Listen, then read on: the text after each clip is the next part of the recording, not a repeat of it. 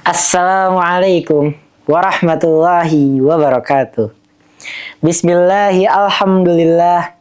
Wassalatu wassalamu ala rasulillah Muhammad ibn Abdillah wa ala alihi wa sahbihi wa mawalah. Wa la hawla wa la quwwata illa billah. Amma ba'du. Bapak, Ibu, teman-teman semua, alhamdulillah, marilah kita panjatkan puji syukur atas kehadirat Allah Subhanahu wa Ta'ala yang dengannya kita dapat menjalankan aktivitas sehari-hari kita dengan sehat walafiat.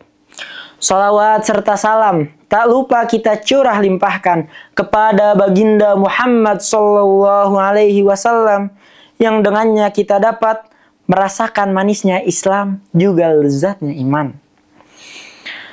Teman-teman yang saya banggakan, di kesempatan kali ini saya ingin menyampaikan pidato yang begitu penting bagi kehidupan kita dengan judul Moderasi Beragama, Kunci Penting Menjembatani Perbedaan di Era Globalisasi.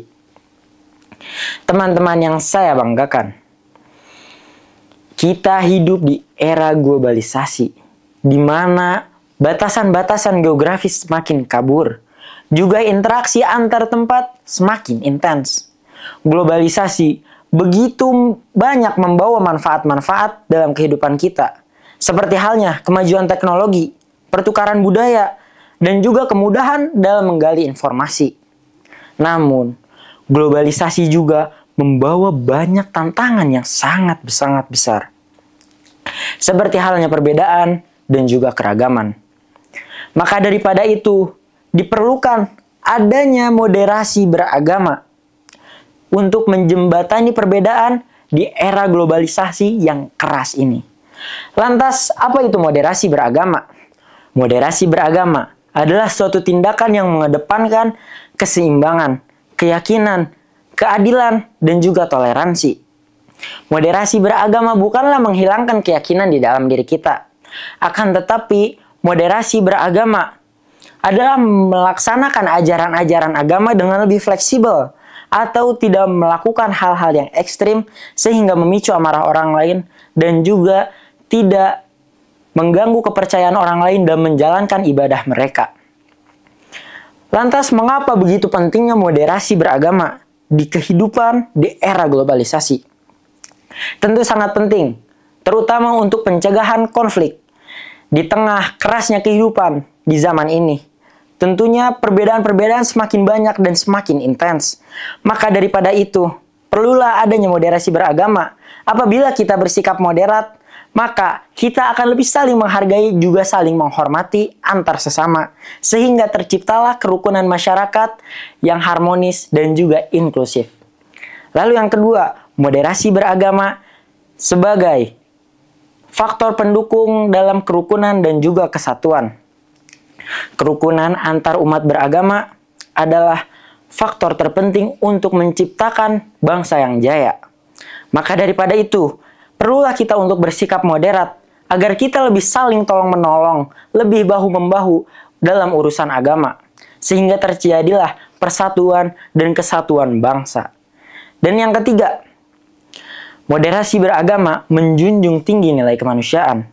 Moderasi beragama mengajarkan kita untuk selalu menjunjung tinggi nilai kemanusiaan, seperti keseimbangan, keadilan, dan juga kesetaraan.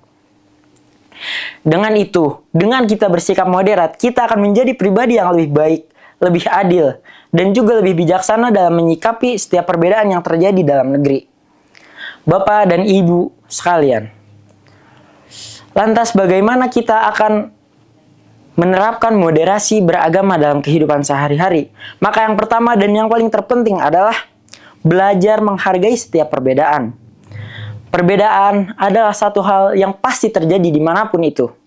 Maka daripada itu, kita perlu belajar untuk menghargai perbedaan. Perbedaan budaya, perbedaan keyakinan, atau perbedaan apapun itu.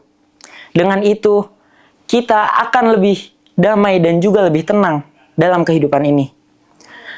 Moderasi beragama mengajarkan kita untuk menghormati pikiran-pikiran orang lain, menghormati budaya-budaya orang lain, juga menghormati keyakinan-keyakinan orang lain.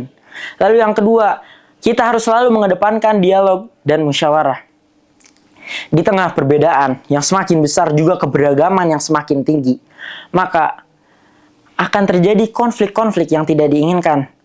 Oleh karena itu, kita harus mengedepankan dialog dan musyawarah tanpa mengedepankan ego kita, agar tercapai kesepakatan bersama dan juga tidak adanya konflik. Lalu yang terakhir, perlunya kita berikut serta dalam kerukunan, dalam membangun kerukunan. Perlunya kita ikut serta dalam membangun kerukunan. Kerukunan bukanlah hal yang datang dengan sendirinya, akan tetapi kerukunan datang dari usaha orang-orang, datang dari komitmen orang-orang untuk menggapai kehidupan yang lebih nyaman dan juga tentram. Dengan kita bersikap moderasi, dengan kita bersikap moderat, bermoderasi dalam beragama, maka itu akan membantu kita untuk menciptakan lingkungan yang lebih rukun. Teman-teman dan ibu-ibu sekalian, dan juga bapak-bapak, teman-teman yang saya banggakan, moderasi begitu penting di dalam kehidupan kita, terutama di era globalisasi yang sangat keras ini. Moderasi beragama dapat menghindari konflik, membangun kerukunan, dan juga menjunjung tinggi nilai kemanusiaan. Apabila kita bersikap moderat, maka kita akan lebih baik, lebih adil, dan lebih seimbang dalam menyikapi setiap perbedaan. Salam sejahtera, salam pemuda-pemudi Indonesia. Conflict will never, Indonesia forever. Saya Ibnu Hanan Abigail, mungkin ini yang dapat saya sampaikan. Assalamualaikum warahmatullahi wabarakatuh.